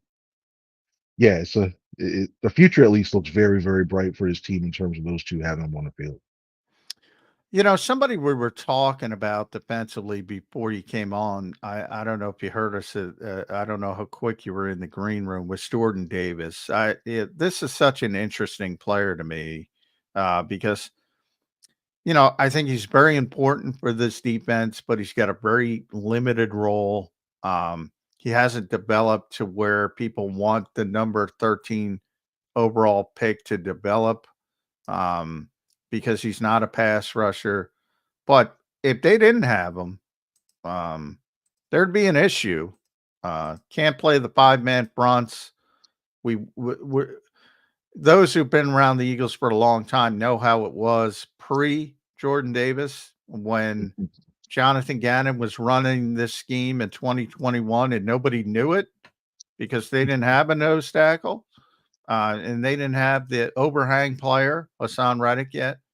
And they were using Gerard Avery, so it was kind of a mess. But all that said, factor all that in, Chris. Where are you with Jordan Davis? Not only short term, I think that's fine, but long term, because now we're talking about contract extensions. Do you pick up the option? Where are you with Jordan Davis and this team and his fit for this team? I thought before the season he was probably the most important player, if not the second one, because of what his task is. And you need somebody. It's not that easy to find somebody with his strength in the middle that can take up 2 gaps, especially in that 5-man line. You need somebody who can take up 2 gaps or can draw 2 offensive linemen to him to do that. And I think this year you're starting to really see that conditioning come in a little bit more. Now teams are running a lot more 3 wide receivers to try to take them to try to get them into that 4-man look. So that's why his role's a little bit limited, in my opinion, in terms of that. But when you get him on the field, you can see the big difference when they have that 5-man line on there. And I'm a guy that looks at his role, what he's asked to do, we're doing it. I think he's fine for that. I pick up his option, but I do it in the terms of, okay, I know it's high, but you restructure that contract in a way where you have him for another 3 or 4 years, you space up some of that money long term. I think he's worth it because you're going to be losing, in my opinion. I think somebody's going to pay a lot of money for Milton Williams. I think based on the prospect, he might be gone in terms of that. I think he'll try to resign him, but I just look at that and like it's tough to do that. So then you look at your back end, your depth there. So you got some nice pieces. Moro Jomo you have there, but you see him really as a nose? No. So he's a unique player in that sense. I think you need to bring him back in the future. You have him as part if you're going to run this team for the foreseeable future. I think you need him to be part of that. We'll see what they end up doing with Jordan. I do think it's an interesting conversation given the type of money I think he might expect or want, and then how much the Eagles want to go to keep him. But I do think you bring up a good point. Chris, if you told me before the season that the Philadelphia Eagles would have the 2 top-rated linebackers in the NFL on any given week, I probably would have told you were batshit crazy. Well, they had that this week in Nakobe Dean and Zach Bond. What's your takeaway from what you've seen from those 2 guys? Yeah, I would ask you who the dealer was. I'm say that's some really good stuff if you're mentioning that.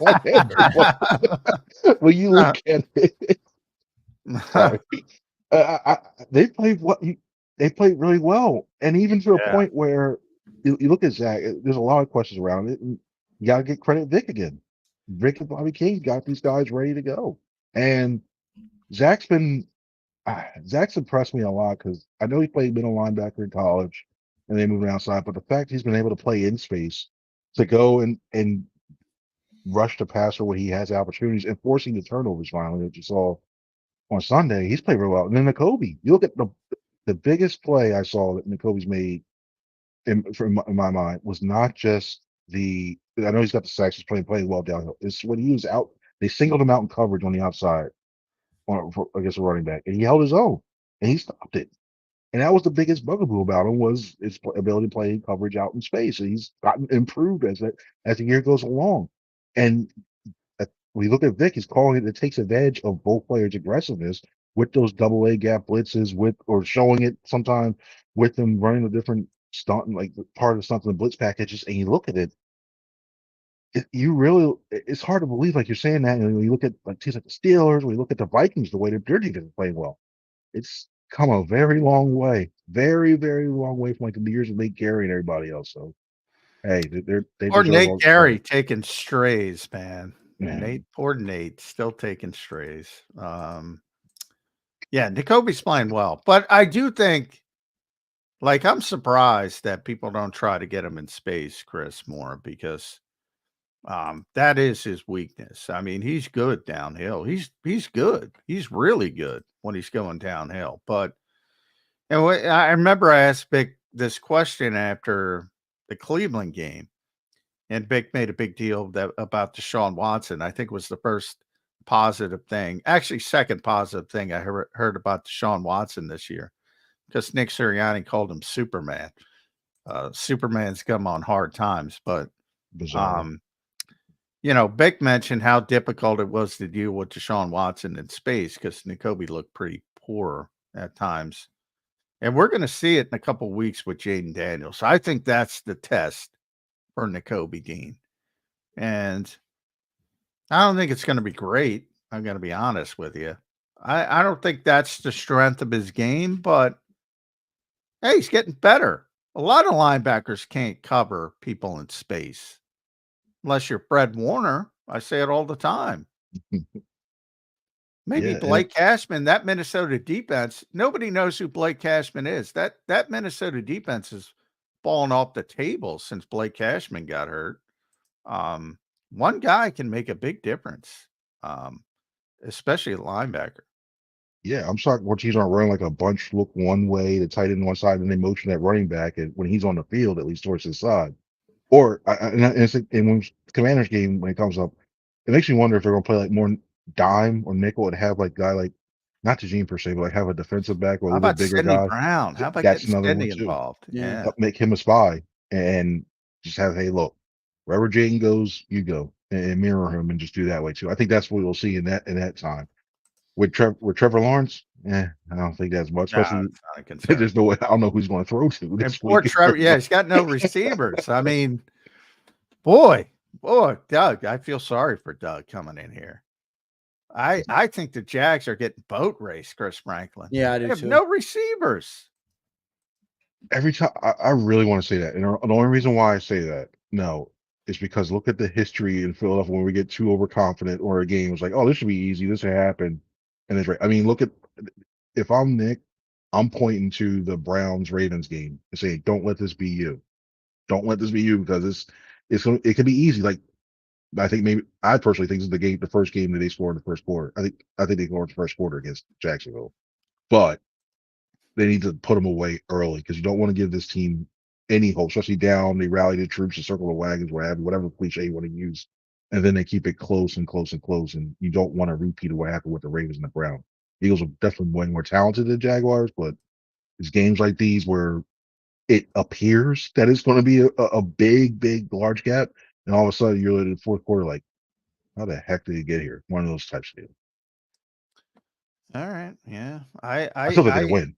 Yeah, I agree. I think, and hey, that's the breaks of the game. It's not who you play; it's when you play them. And looks like the Eagles are going to be playing Jacksonville at a very good time. Not that they shouldn't beat them anyway, but when you're down your top three receivers, and that could be the case. Still some hope that Brian Thomas might play, and he's, maybe been the best rookie receiver for those who don't know.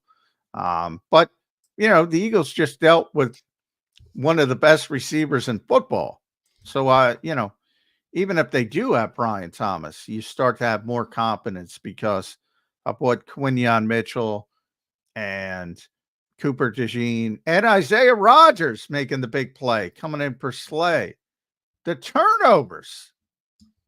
It was Reed Blankenship and nobody else. Nick had to roll out the Reed Blankenship t-shirt.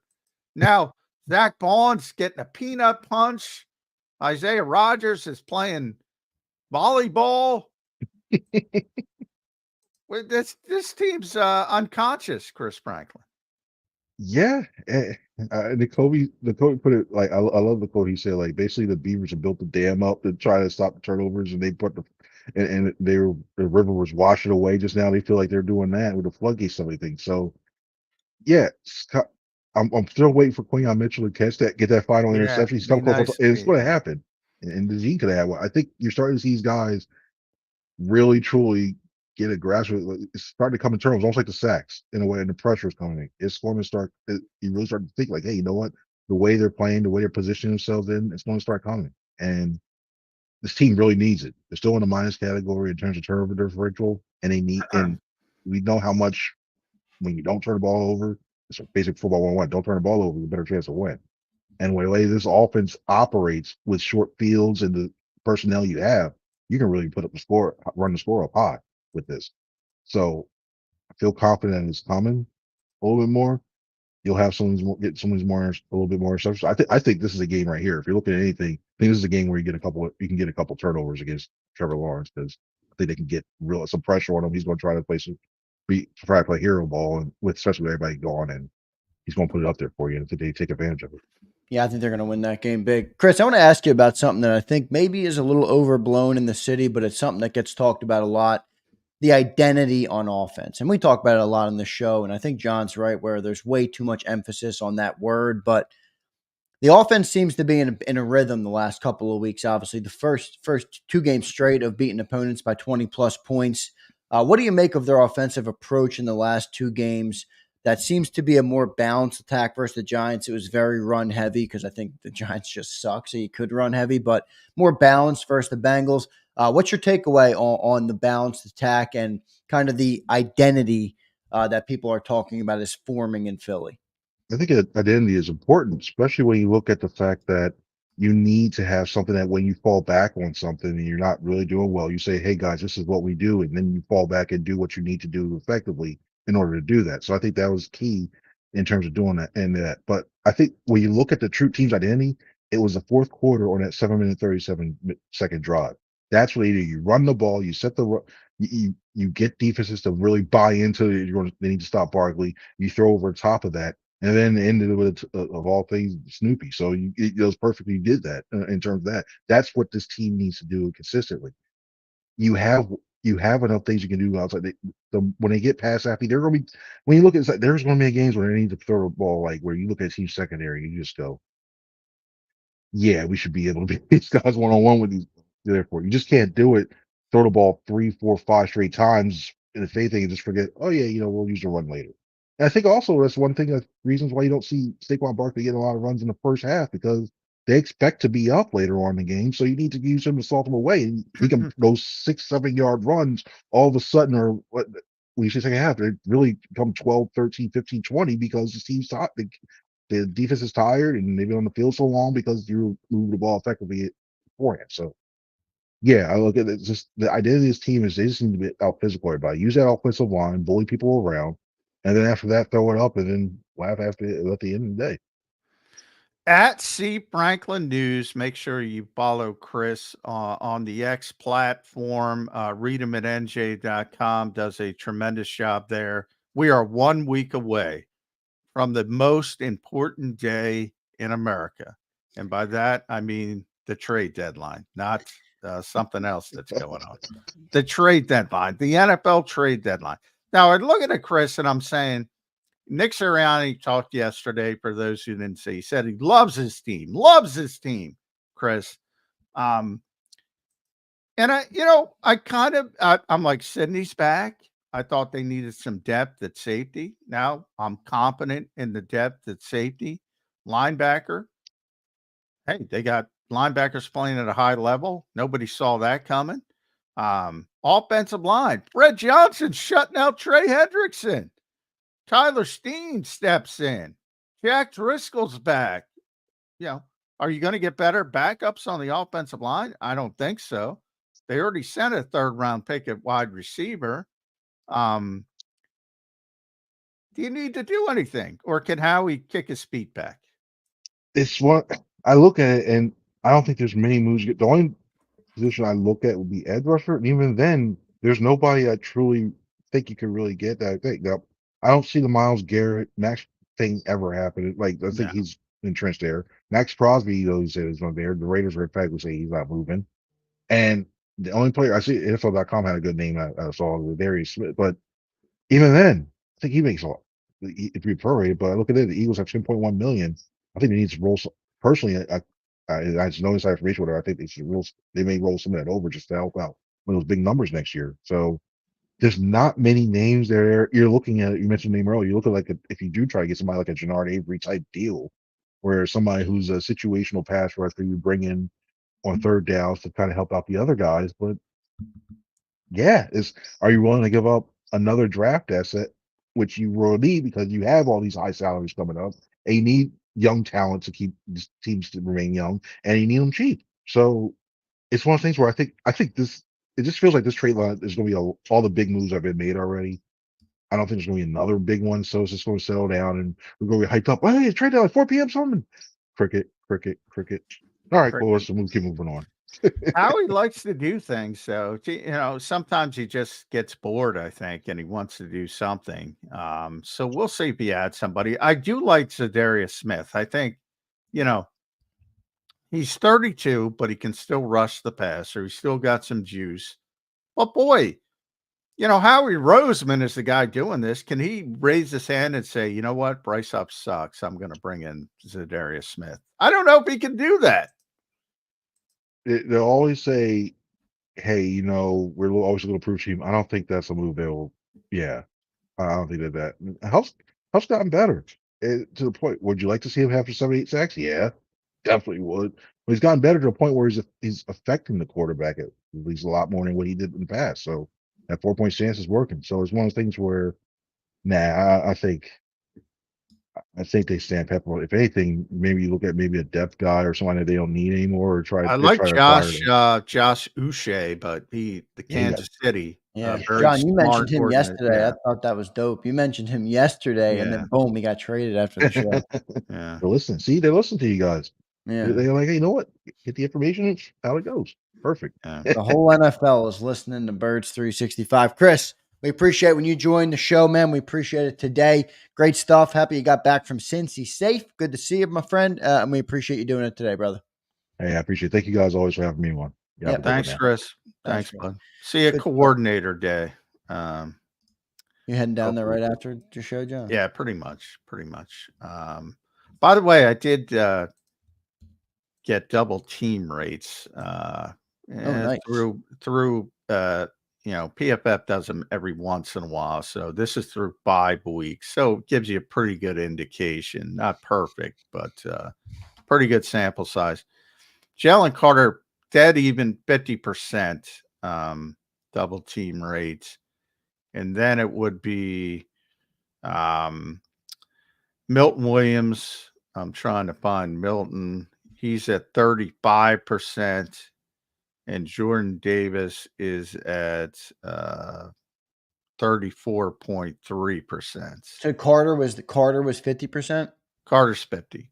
And by the way, to give it, the leader in the league is Fotu Kasi in Houston, nose tackle, 71.9%.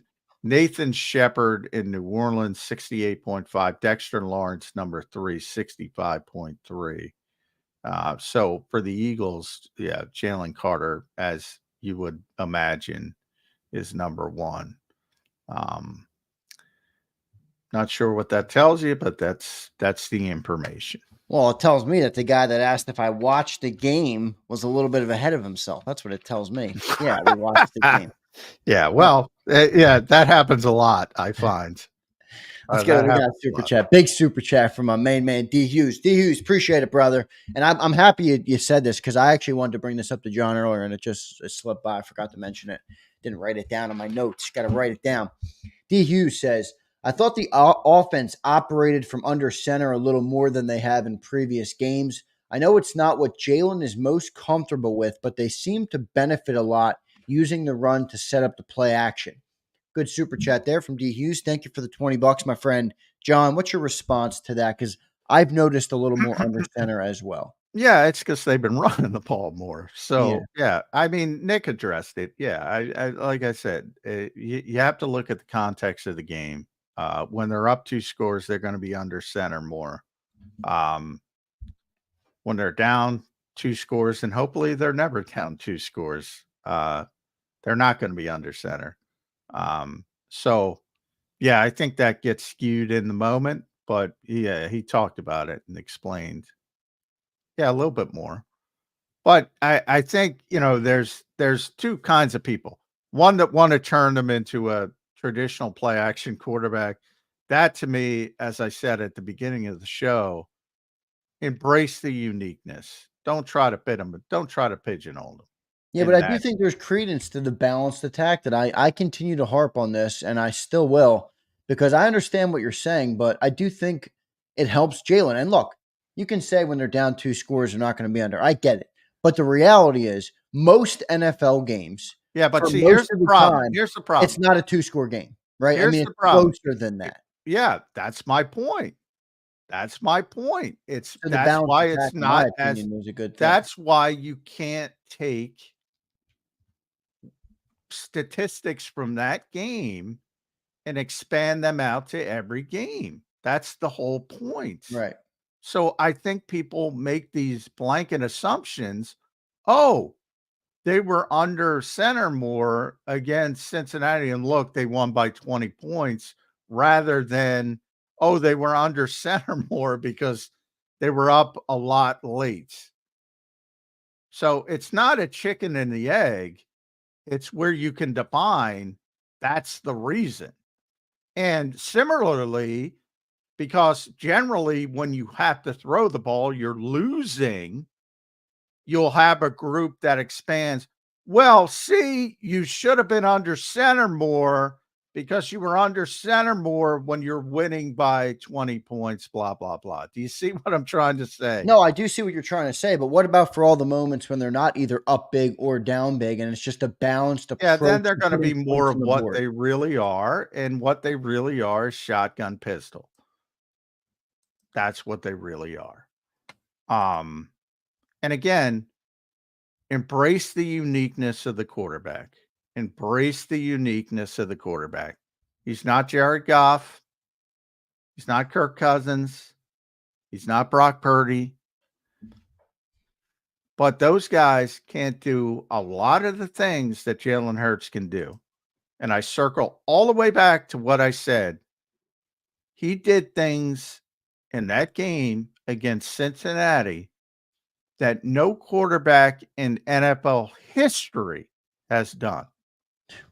It is pretty impressive. Whether you like the player or not, it's pretty remarkable what he's doing in Eagles green.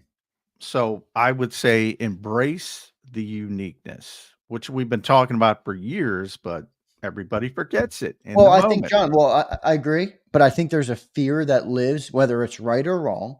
I think there's a fear in fans' minds that uniqueness is great, but it won't get us to a Super Bowl. And that's where it already did.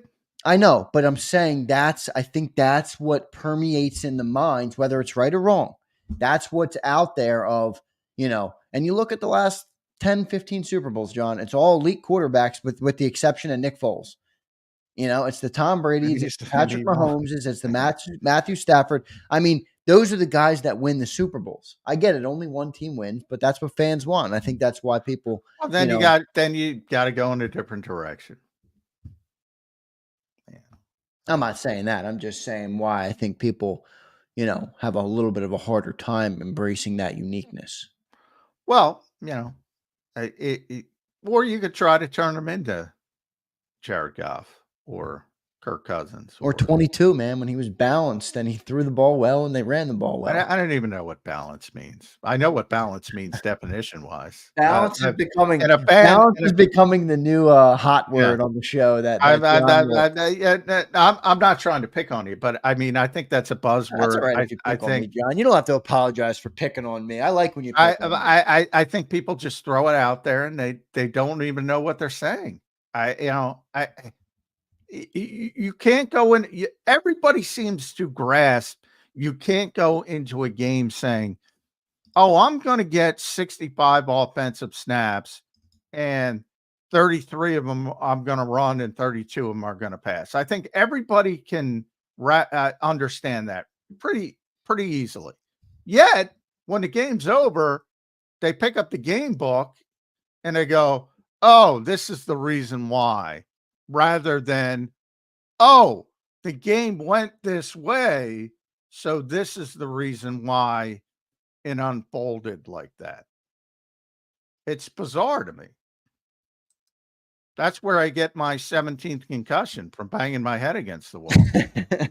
I'm giving John his 17th, 18th, 19th, and 20th. Yeah, I'm in the protocol. concussion. I've been in the protocol for 10 Coming off years. a calf injury, right to the Yeah. protocol, baby. Thanks to Big Z. All right, Johnny Mac. The Eagles just tweeted out they've updated their profile picture to the Kelly Green and it's Kelly Green week. I should have mentioned logo. that. So it's going That's to a be the bad Kelly job by Green me. week. Yeah. Yeah, That's it's gonna a be the bad Kelly job Green by week. me. And they'll win, so that'll be I'm very comfortable projecting this win this early in the week. So big win coming up on Kelly Green week. No, Very rare anticipation. where you can be this comfortable with an NFL game. I'm pretty comfortable this Does week. that make you a little scared that you're that comfortable this No, early? I don't. No. Any given Sunday, Johnny Mac. Any Very given comfortable. Sunday, John. Very, great show very today, man. comfortable. Yeah, Very I know you're heading down there right now to the coordinator. Yes. All right, Talk let's to get Big out of here 'cause I know Fangio. John's got to get out of here. D. Hughes, thanks for the super chat. Thanks everybody else for the super chats. Thank you guys for the great support so far this week on Birds 365. You have been absolutely tremendous, and we could be speaking to absolutely nobody, but we speak to you guys, and because you guys show up every day. So we thank you for that, and we thank you for the support. Johnny Mac, great show today, man. We'll talk to you tomorrow. All right. All right, sounds good. Thanks, guys. Thanks, everybody. Catch you tomorrow on Birds 365. Hit that like button on your way out. You've been listening to Birds 365, the destination for the passionate Eagles football fan who bleeds green. If it's Eagles football, we're talking about it. Debate inside the locker room and guests that are some of the greatest football minds from around the region. We hope you enjoyed the show. We know we had a blast. Make sure to like, comment, and subscribe, and we'll be back soon. But in the meantime, hook up with us on social media at JAKIB Sports. See you next time on Birds 365.